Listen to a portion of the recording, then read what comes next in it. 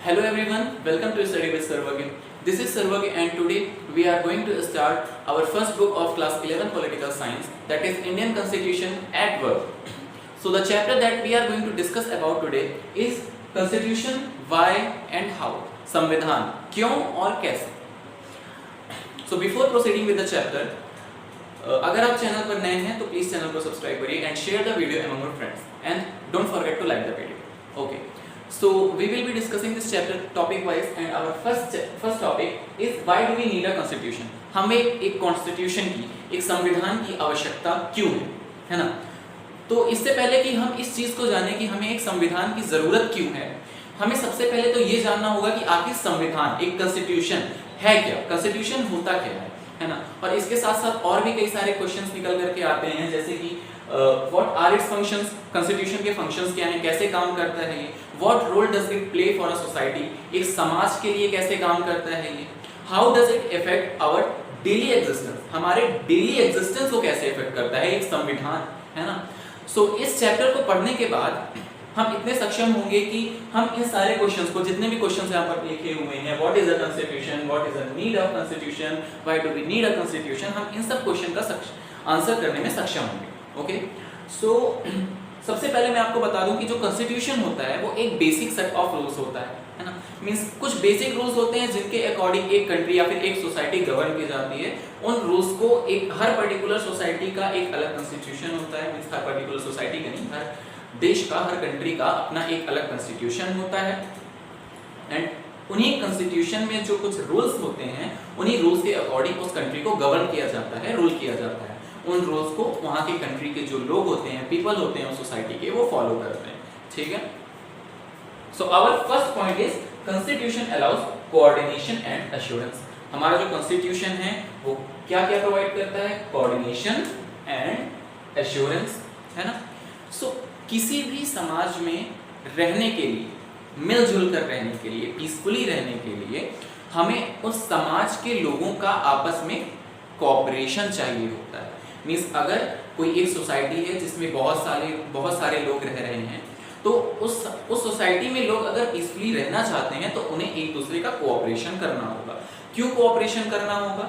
क्योंकि अगर मान लीजिए कि कोई ग्रुप है जिसमें कुछ लोग अपने आप को डोमिनेंट बताते हैं, वो लोगों को परेशान करते हैं, जो माइनॉरिटी ग्रुप्स हैं उसे परेशान करते हैं, जो मेजॉरिटी ग्रुप्स हैं वो अपने आप को ऐसा डोमिनेंट प्रूव करते हैं, ज़्यादा ताकतवर दिखाते हैं, तो वो एक सोसाइटी तो होगी, ऑफ कोर्स लोग हैं सारे, सोसाइटी तो है, मगर वो एक पीसफुल सोसाइटी नहीं है ना. तो एक पीसफुल सोसाइटी के लिए सबको आपस में कोऑपरेट करना होगा. और ये तो हो गई कोऑपरेशन की बात. अब एश्योरेंस की बात, भाई एश्योरेंस कैसे प्रोवाइड करता है? तो ये कोऑपरेशन के लिए पहली बात हमें कुछ बेसिक सेट ऑफ रूल्स चाहिए होंगे जो कि सभी लोग, उस सोसाइटी के सभी लोग फॉलो करेंगे. उससे एक पीस मेंटेन होगी सोसाइटी की. ये कोऑर्डिनेशन हो गया. अब वो रूल्स कोई क्यों फॉलो करेगा? लोगों को एक एश्योरिटी चाहिए ना कि हाँ, अगर हम ये रूल फॉलो कर रहे हैं तो सामने वाला भी वो रूल फॉलो कर रहा है कि नहीं कर रहा है. तो ये एश्योरेंस लोगों को चाहिए होगा ना. अगर सामने वाला रूल नहीं फॉलो कर रहा है तो हम क्यों फॉलो करेंगे रूल को, है ना. तो इसीलिए सिर्फ रूल्स होना ही बड़ी बात नहीं है. वो जो रूल्स हैं, वो बेसिक सेट ऑफ रूल्स, वो लीगली इन्फोर्सेबल होने चाहिए. लीगली इन्फोर्सेबल मतलब क्या है? अगर कोई भी इंसान, कोई भी एक व्यक्ति उन रूल्स को ब्रेक करता है, उन रूल्स का उल्लंघन करता है, तो वो पनिशेबल होगा. वो एक मींस अगर वो रूल्स को ब्रेक कर रहा है तो उसे उस कॉन्स्टिट्यूशन के मुताबिक उसे पनिशमेंट दी जाएगी. तो ये इसकी वजह से जो उस समाज के जो लोग हैं वो उस रूल्स को, उन्हें एक एश्योरिटी मिलती है कि वो उस रूल को फॉलो करेंगे, क्योंकि उन्हें पता है कि हाँ, अगर किसी ने भी इन रूल्स को ब्रेक किया तो उसे पनिशमेंट दी जाएगी. ओके, सो यही हमारा फर्स्ट पॉइंट क्या बताता है. Any group will require cooperation of its members to live peacefully and for this cooperation there must be certain basic rules that are legally enforceable to achieve a minimal coordination. Okay, ये point मैंने आपको explain किया. So अब अगर आपको constitution allows coordination and assurance की definition पूछी जाए तो आप क्या बताएंगे? The first function of the constitution is to provide a set of basic rules that allows for minimal coordination amongst members of a society. Okay? So आप चाहिए तो स्क्रीनशॉट ले लीजिए, वरना इसे नोट भी कर सकते हैं. So let us move to our next topic, that is specification of decision making powers.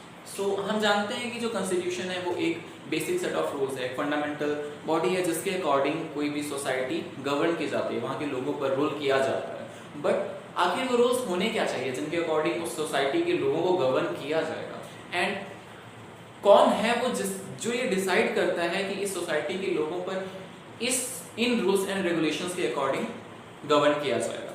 And उससे भी ऊपर ये क्वेश्चन आता है कि आखिर उस इंसान को, उस व्यक्ति को किसने ये अथॉरिटी दी है कि वो इन रूल्स एंड रेगुलेशंस को सेट करे वहाँ के सिटीजन्स के लिए, है ना।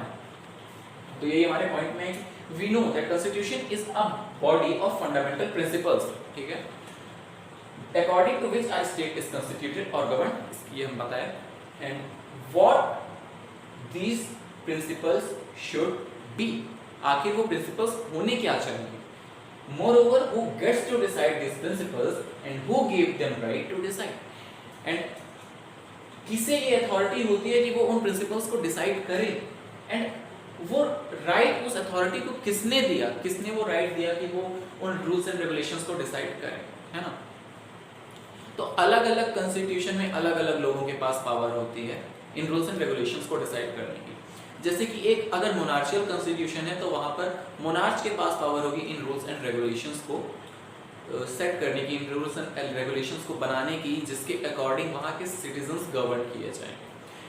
एंड अगर हम बात करें कुछ ऐसे कॉन्स्टिट्यूशन की जैसे ओल्ड सोवियत यूनियन का कॉन्स्टिट्यूशन था, तो वहाँ पर एक सिंगल पॉलिटिकल पार्टी के पास पावर होती है कि वो अपने सिटीजन्स के लिए रूल्स एंड रेगुलेशंस को, इन प्रिंसिपल्स को सेट करती है, जिसके अकॉर्डिंग वहाँ के सिटीजन्स पर रूल किया जाएगा, वो कंट्री गवर्न की जाएगी।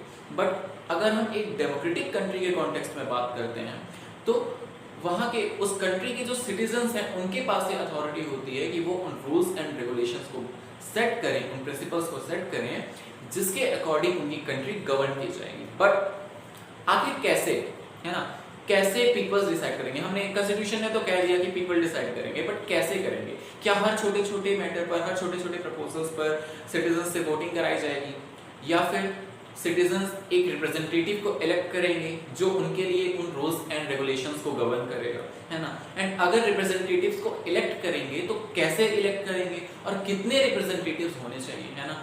तो इसका आंसर मैं आपको देता हूँ। In Indian constitution parliament gets to decide laws and policies, ठीक है, and that parliament itself be organized in a particular manner। अगर हम इंडियन कंटेक्स्ट में बात करते हैं तो हमारे पार्लियामेंट के पास एक अथॉरिटी है कि वो हमारी कंट्री के सिटीजन्स के लिए रूल्स एंड रेगुलेशंस को, इन प्रिंसिपल्स को सेट करे, जिसके अकॉर्डिंग उस कंट्री के, हमारी कंट्री के सिटीजन्स को गवर्न किया जाएगा। एंड वो जो पार्लियामेंट है वो भी एक पर्टिकुलर वे में ऑर्गेनाइज होनी चाहिए, ठीक है। अब पार्लियामेंट किस वे में ऑर्गेनाइज्ड होती है, कैसे पार्लियामेंट के जो मेंबर्स हैं उन्हें इलेक्ट किया जाता है, ये हम आगे के वीडियोस में बात करेंगे, इसके बारे में हम डिस्कस करेंगे। अभी फिलहाल के लिए हमें इतना जानना है कि जो पार्लियामेंट है उसके पास एक अथॉरिटी है कि वो हमारे लिए रूल्स एंड रेगुलेशंस को डिसाइड करता है, एंड वो पार्लियामेंट भी एक पर्टिकुलर मैनर में ऑर्गेनाइज होता है। एंड अब हमने इसकी बात तो कर ली कि किसको अथॉरिटी है हमारे कंट्री की रूल्स एंड रेगुलेशंस को सेट करने की, हमारे प्रिंसिपल्स को सेट करने की, जिसके अकॉर्डिंग हम पर गवर्न किया जाएगा। बट पार्लियामेंट को ये अथॉरिटी कौन देता है ना। तो इसका भी आंसर जान लेते हैं। Our constitution is the body that bestows this authority to the parliament. Bestows का मतलब होता है प्रोवाइड करना, प्रदान करना कोई चीज। तो इस लाइन का मतलब हुआ कि हमारा कॉन्स्टिट्यूशन वो बॉडी है जिसके अकॉर्डिंग, मतलब जो हमारी पार्लियामेंट को ये पावर देता है, ये अथॉरिटी देता है कि वो हमारे लिए इन फंडामेंटल प्रिंसिपल्स को, इन बेसिक सेट ऑफ रूल्स को डिसाइड करता है। So the second function of the constitution is to specify who has the power to make decisions in the society. यानी कि हमारे कॉन्स्टिट्यूशन का सेकेंड फंक्शन क्या है? हमारे कॉन्स्टिट्यूशन का सेकेंड फंक्शन है कि ये स्पेसिफाई करता है कि हमारी कंट्री में जो रूल्स होंगे, जिन रूल्स एंड रेगुलेशंस के अकॉर्डिंग हमारी कंट्री गवर्न की जाएगी, उन रूल्स को डिसाइड करने की पावर किसके पास है? It decides how the government will be constituted. Okay, तो अगेन आप इसका screenshot. So okay students, this was all for today. तो मिलते हैं नेक्स्ट वीडियो में हमारे चैप्टर के नेक्स्ट टॉपिक के साथ। तब तक के लिए stay tuned and take care.